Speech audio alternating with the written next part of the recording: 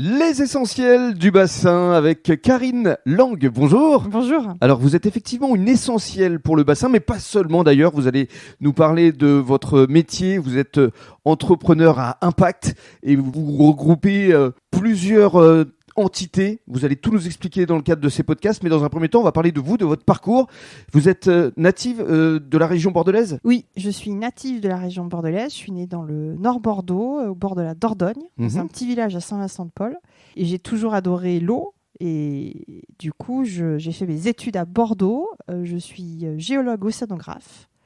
Et j'ai fait mes premiers coups de palme sur le bassin d'Arcachon. Et donc, tous les week-ends, toutes les vacances, tous les moments, je suis venue ici, au bassin d'Arcachon. Pour plonger. Pour plonger, pour découvrir les animaux, pour humer le territoire et pour manger des huîtres. Voilà. Et parlez-nous aussi de votre parcours professionnel, parce que vous avez beaucoup voyagé également. Oui, je pense que j'ai fait le tour du monde.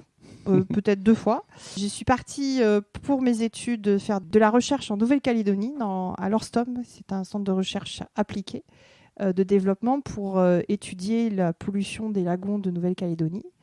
Et j'avais envie, une fois que je faisais des travaux de recherche, d'être plutôt dans l'action. Donc j'ai repris un cursus plus court que la recherche fondamentale pour devenir ingénieur en développement durable, que j'ai validé à l'université à Nice.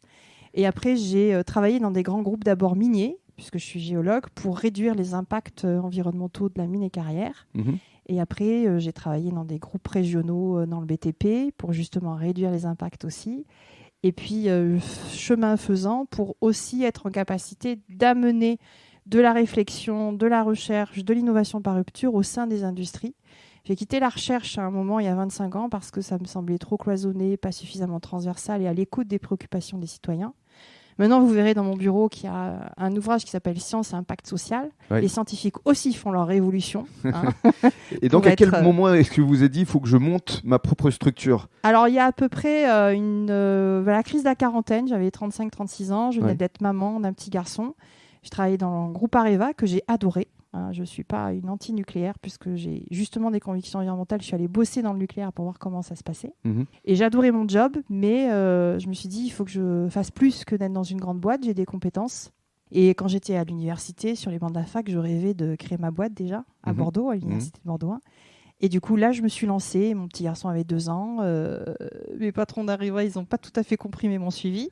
Et j'ai dit, je crée mon cabinet d'abord conseil. C'était en quelle année, ça ? C'était en 2012. D'accord, donc ça fait 10 ans pile. Ça fait 10 ans pile. En 2012, le cabinet s'appelle toujours, puisqu'on a évolué Neo Management, le nouveau management. Et donc, l'idée, c'était d'accompagner plein d'entreprises de différents secteurs ancrés dans le territoire pour qu'elles diminuent leur impact environnemental et social et sécuritaire. Donc des entreprises de la chimie, des entreprises du nucléaire, de l'aéronautique. Donc ça, on l'a fait pendant 5-6 ans. Et petit à petit, l'appel du large est revenu en disant il faut que tu ailles un poil plus loin et que non pas on accompagne à réduire les impacts des boîtes, mais qu'on accompagne des boîtes à devenir des régénératrices d'impact. Et bien justement, vous allez nous expliquer comment dans le cadre du 2e podcast.